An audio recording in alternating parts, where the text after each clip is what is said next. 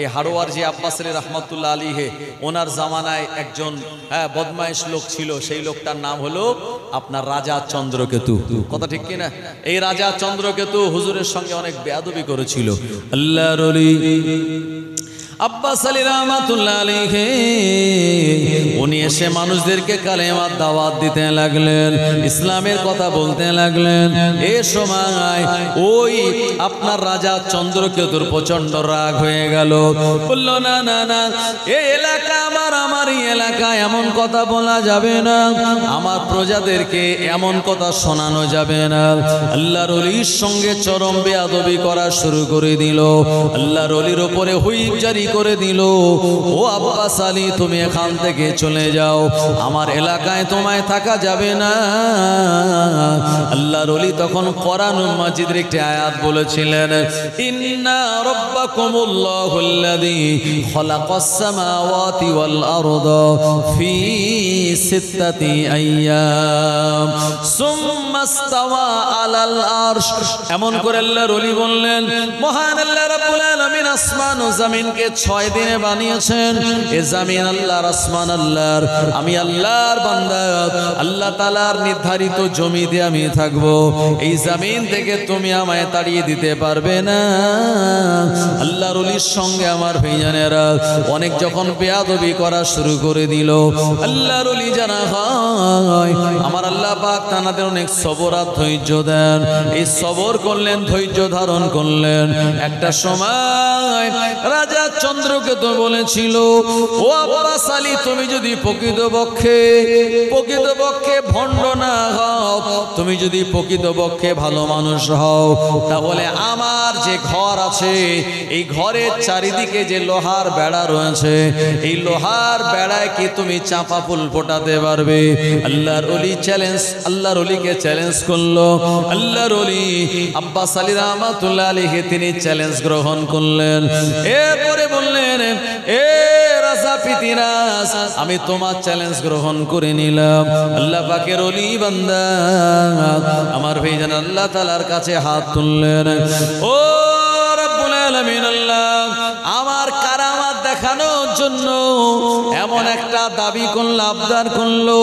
রব্বুল আলামিন আল্লাহ কোরআনুল মাজিদে আপনি শুনিয়েছেন, অত ইজ্জু মান তাশা ওয়া তুযিল্লু মান তাশা বিয়াদিকাল খায়র ইন্নাকা আলা কুল্লি শাইইন কাদির। আল্লাহ পাক আপনি যাকে ইচ্ছা তাকে সম্মান দেন, যাকে ইচ্ছা তাকে বেইজ্জতি করে দেন। ও রব্বুল আলামিন আল্লাহ আমার সঙ্গে চ্যালেঞ্জ নিয়েছে আল্লাহ, আমি যেন লোহার বেড়ায় চাপা ফুল ফোটাতে পারি। আল্লাহ পাক আপনার দ্বারা কোনো কিছু অসম্ভব নয়। আল্লাহ আপনি হলেন ইন্নাল্লাহা আলা কুল্লি শাইইন কাদির। আল্লাহ পাক আপনি সব ব্যাপারে ক্ষমতাবান। ও আমার আল্লাহ আপনি আমার দ্বারা এই কাজটা সংগঠিত করিয়ে আপনি আমার ইজ্জতকে রক্ষা করুন। আল্লাহর ওলিরা হলেন আমার আল্লাহর বন্ধু। কোরআনুল মাজিদে আমার আল্লাহ তাআলার ওলিয়া ওলিয়াদের ব্যাপারে বললেন, আলা ইন্না আউলিয়া আল্লাহি লা খাউফুন আলাইহিম ওয়ালা হুম ইয়াহজানুন।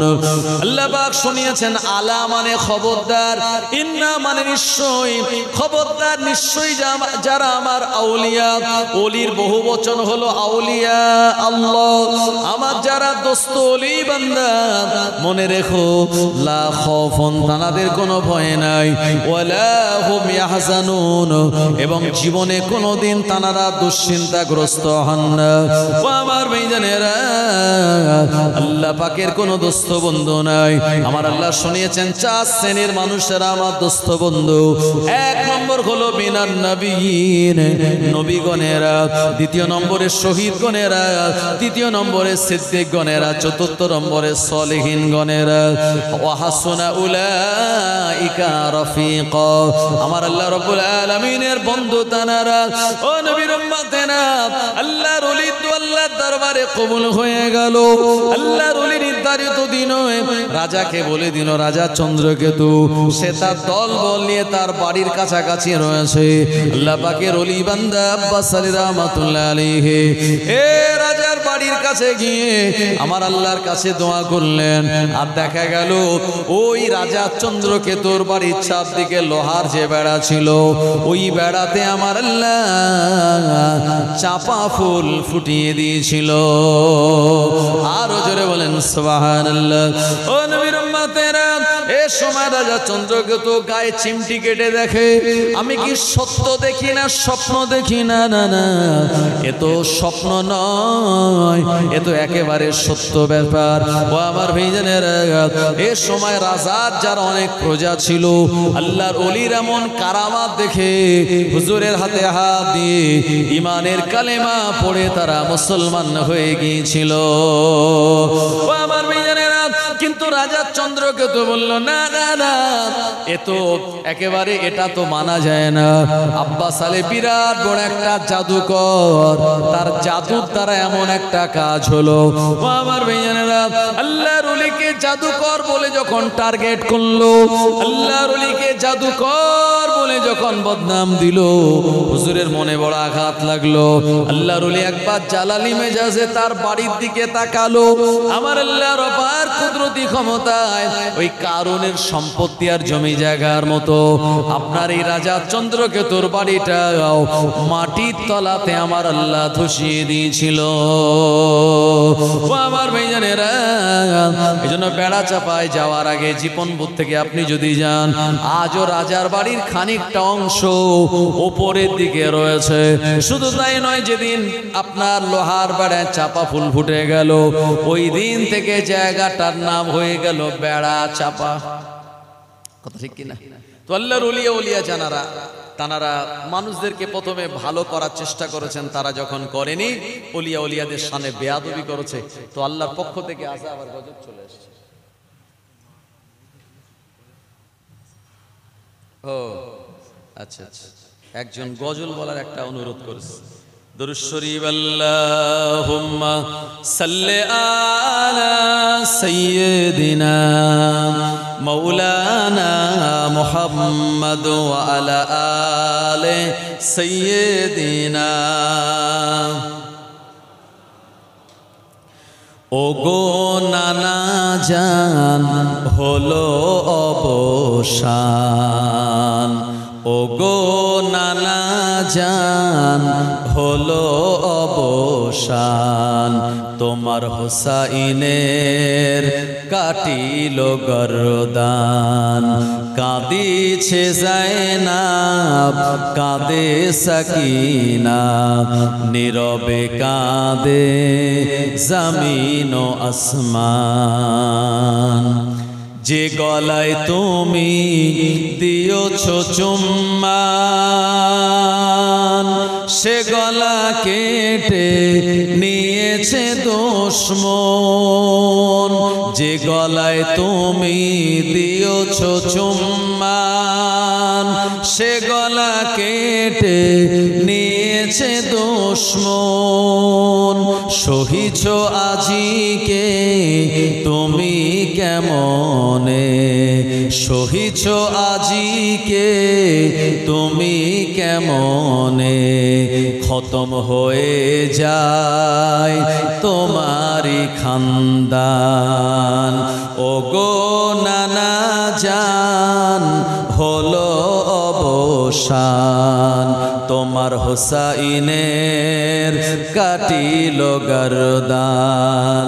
কাঁদিছে যায়নাব, কাঁদে সাকিনা, নীরবে কাঁদে জমিন ও আসমান। আল্লাহুম্মা সাল্লি আলা সাইয়্যিদিনা ওয়া আলা আলি সাইয়্যিদিনা। আমার ভাইজানেরা, তো আমি আপনাদের যে কথা শোনাচ্ছিলাম, কিয়ামতের আলামতে ছোট ছোট আলামত হলো যাকাত দেওয়াটাকে তারা জরিমানা মনে করবে। নবীজি এর পরে বললেন যে নারীরা তারা নেতৃত্ব দেবে আর পুরুষেরা তারা এই নারীদের অনুসরণ করবে। ও ইমরাতুহু, নারীরা তাদের অনুসরণ করা হবে, অরিজালুহু, পুরুষেরা। আমার ভাইজানেরা, প্রিয় নবী আমার জানিয়ে দিলেন ও জামানায় কিয়ামতের অন্যতম আলামত হলো আমার ভাইজানেরা, নারীরা তারা নেতৃত্ব দেবে আর পুরুষেরা তাদের নেতৃত্বটাকে গ্রহণ করে নেবে। প্রিয় নবী আমার জানিয়ে দিলেন ও জামানার অন্যতম আলামত হলো ওয়াক্কা উম্মুহু, মায়ের নাফরমানি করা হবে। কিয়ামতের অন্যতম আলামত হলো ওয়াদনা সাদিকাহু, বন্ধুকে কাছে আর নিকটে আশ্রয় দেবে। ওয়াকসাবাহু, আর পিতাকে দূরে সরিয়ে দেওয়া হবে। আল্লাহ নবী আরো জানিয়ে দিলেন ওয়াসাদাল কাবিলাতা ফাসিকুহুম, যারা ফাসিক ব্যক্তি সমাজের তারাই নেতৃত্ব দেবে। আল্লাহ নবী আরো জানিয়ে দিলেন ও আপনার মাসাজিদুহুম, আর মসজিদ সমূহে দুনিয়াদারি কথাবার্তাগুলি ও জামানায় বলা হবে। প্রিয় নবী আমার আরো জানিয়ে দিয়ে বললেন এ আমার উম্মতেরা, যত তত্র গান বাজনা চলবে, মানুষদের পকেটে পকেটে, মানুষের ঘরে ঘরে, সব জায়গায় গানের আওয়াজ পাওয়া যাবে, বাজনার আওয়াজও জামানায় পাওয়া যাবে।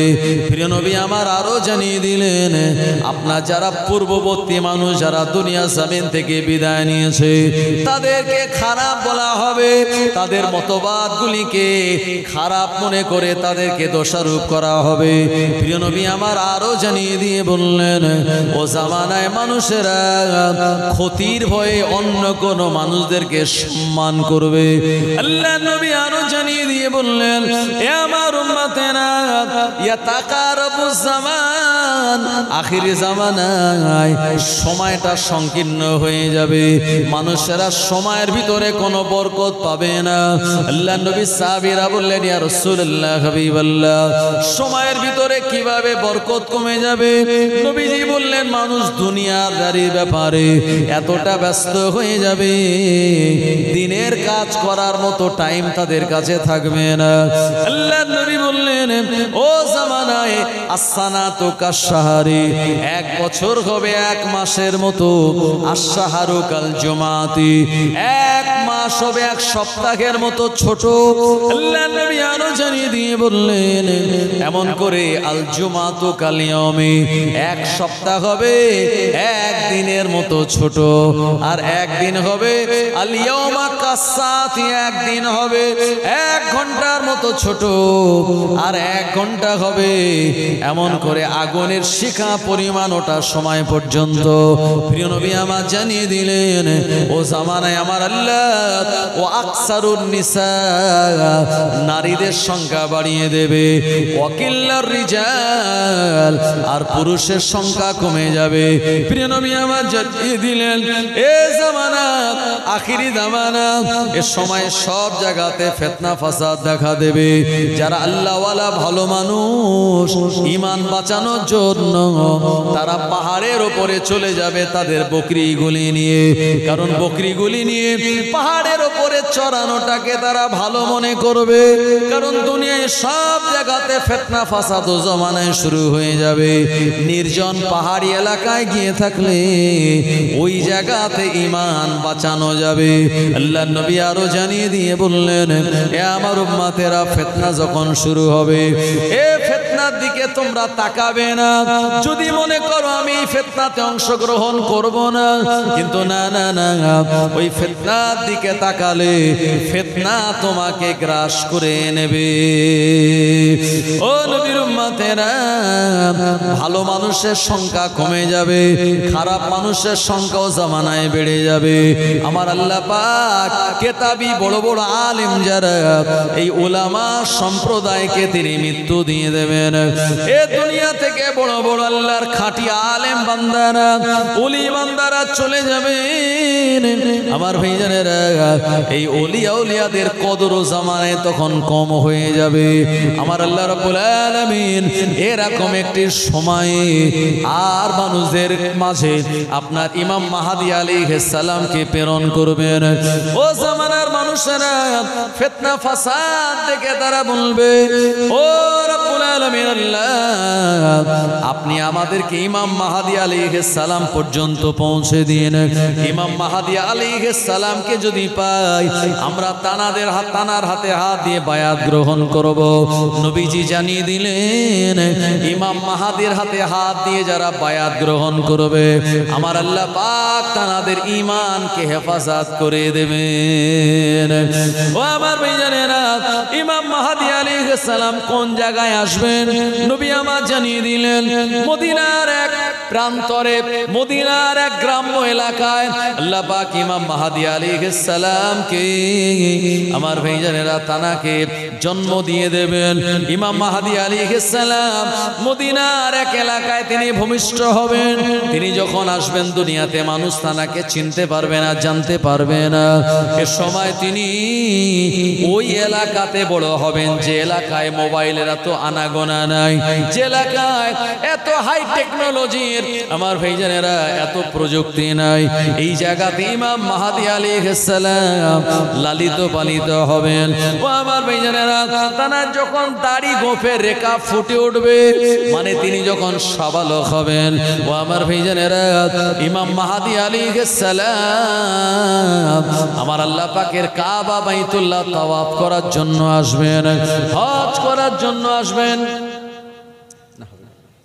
মানুষেরা ইমাম মাহদী আলাইহিস সালামের সঙ্গে দেখা করার জন্য আল্লাহ পাকের কাবা বাইতুল্লাহ তানারা তাওয়াফ করে ওই কাবা বাইতুল্লাহর পাশে অবস্থান করবেন। মনে মনে তানাদের আশা হবে আল্লাহ এসেছি মক্কাতুল মুকাররমায়, আর নিজের দেশে ফিরে যাব না, ইমাম মাহদী আলাইহিস সালামের সঙ্গে দেখা করে তারপরে যাব, বায়াত গ্রহণ করে তারপরে যাব।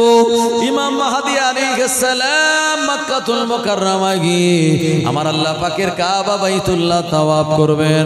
লব্বাইক আল্লাহুম্মা লব্বাইক, লব্বাইক লা শারীকা লাকা লব্বাইক, ইন্নাল হামদা ওয়ান নি'মাতা লাকা ওয়াল মুলক লা শারীকা লাক। এ তালবিয়া তিনি পড়বেন। ও আমার ভাইজানেরা, তানার জবানের ভিতরে একটু জড়তা থাকবে, তানার কপালটা চওড়া হবে, তানার নাকটা লম্বা হবে, তানার চেহারাটা উজ্জ্বল হবে, মানুষেরা চিনতে পেরে যাবে ইনি মনে হয় ইমাম মাহদী আলাইহিস সালাম।